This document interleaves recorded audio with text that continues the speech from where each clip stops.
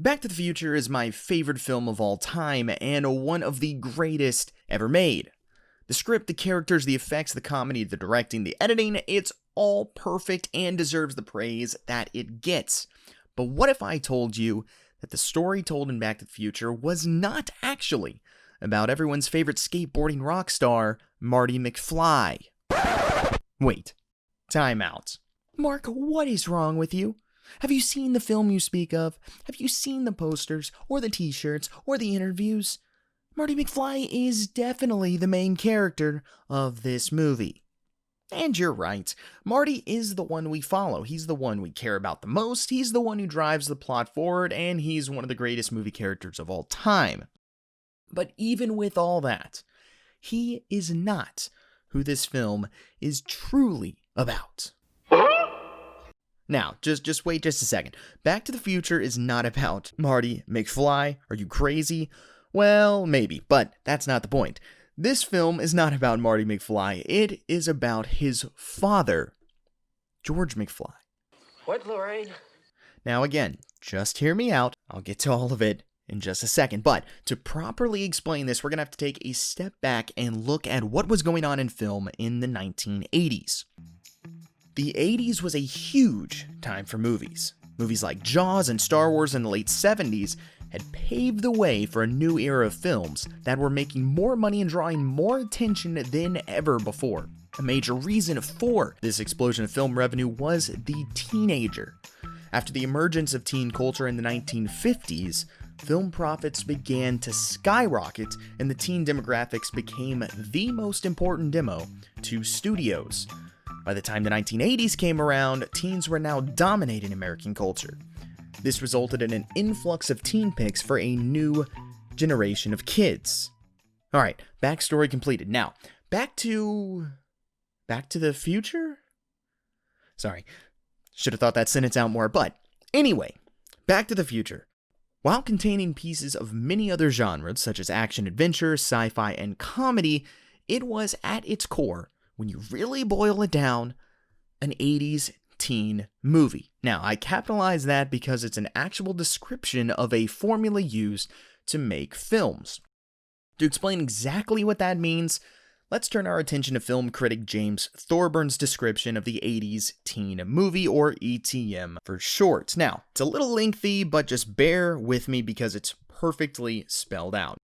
The protagonist wakes up as the opening credits sequence pans his messy bedroom. He has breakfast with his annoying younger siblings and uncomprehending parents, then he goes to school.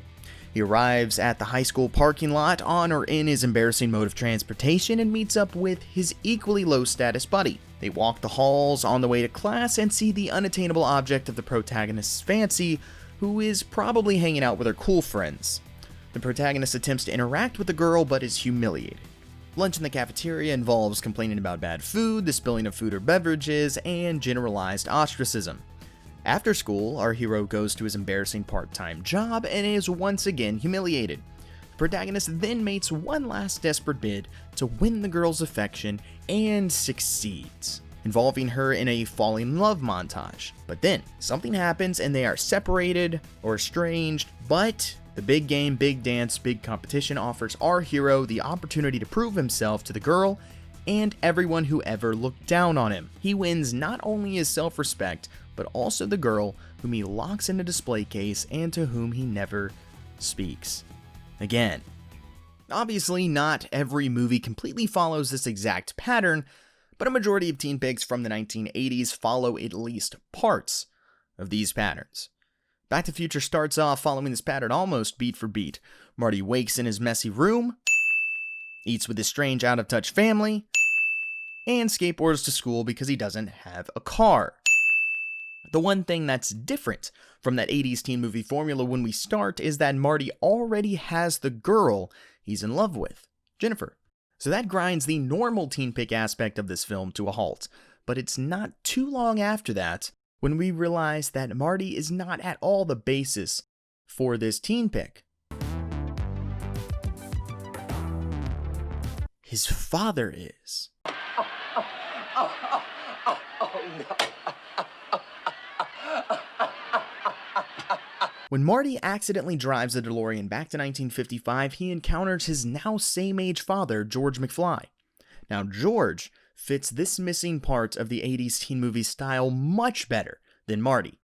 Elizabeth McCarthy, in her essay Back to the 50s, Fixing the Future, breaks it down beautifully when she describes George as such: desperate and humiliating bids to gain the attention of the seemingly unattainable object of his desire, Lorraine Baines, who is, of course, the future Mrs. McFly. George's attempts to interact with Lorraine and his generalized ostracism are depicted in various embarrassing scenes in the halls, on the way to class, and during lunch in the cafeteria, until the big game, big dance, big competition, in this case, the Enchantment Under the Sea dance, offers George the opportunity to prove himself to the girl and everyone else who ever looked down on him. As all this is playing out, we see a huge shift as Marty goes from being who we thought was the 80s teen movie protagonist in the beginning of the film to instead becoming his father's guiding light, leading him down the teen pick plot by teaching him how to get the girl. But wait, it goes even further than that, because as Marty is trying to help his father, he is also the main hindrance to him at the same time. Now, this is where the plot gets even more interesting and adds a whole new dimension to the 80s teen movie plotline which we've been following. If you've seen the film, you'd remember that Marty's first act of interference is when he pushes his dad out of the way of a car and he gets hit instead. This eliminates the meeting between his parents, and now a completely new plot emerges.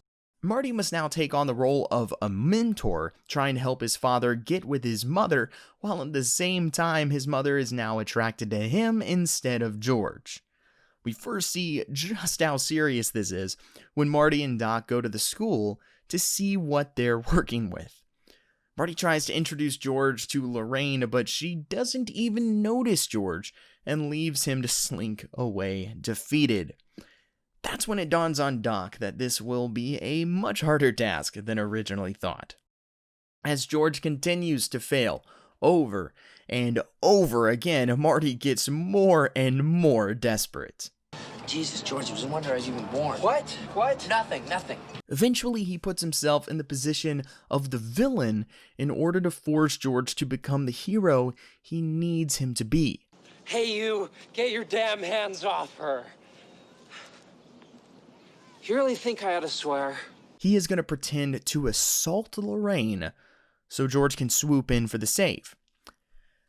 Let's just pause for a second and think about that. He is going to sexually assault his own mother. This movie does do a good job of not really harping on this fact and kind of glosses over it with comedy, but the weight of it really needs to be understood. Marty is about to cease to exist if he can't get George to man up and talk to Lorraine. We are in the final hour. So in this desperation, this is his plan. Obviously, though, when the time comes, being the good guy that he is, he just can't go through with it. I mean, seriously, could you? No. And if you could, yikes. Fortunately, I guess in the long run for Marty, that is when the true villain of the film, Biff Tannen, the enormous school bully, shows up, takes him out, and tries to force himself on Lorraine. This gives George one last chance at being the hero. He is completely in over his head in this situation.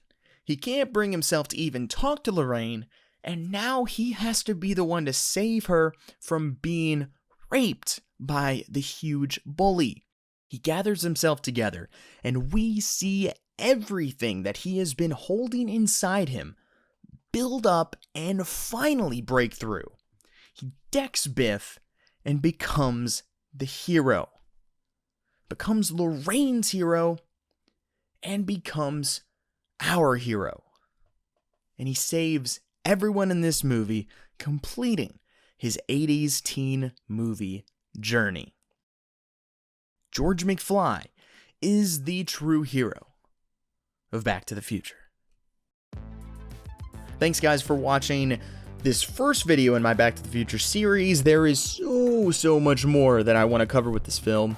I wrote a whole like 10-15 page essay on this film for college, many different topics. This was just one of them that I covered in there. So I have a lot more stuff that I want to talk about and make more videos of, and there will be some more coming up sometime in the future. In the meantime, you can follow me on Twitter at MarkyMarkBrand or at Uncaped Review, and check out myself and Ian on the Uncaped Crusaders Review podcast, available on all platforms where we review every Batman film and TV show ever made. Also check out our series Movie Swap right here on this channel for a show where we get the other to watch a film that we like for the first time. It's a lot of fun, and I think you guys will enjoy it. Anyway, be sure like and subscribe for all of that and more, and I'll talk to you guys in the future.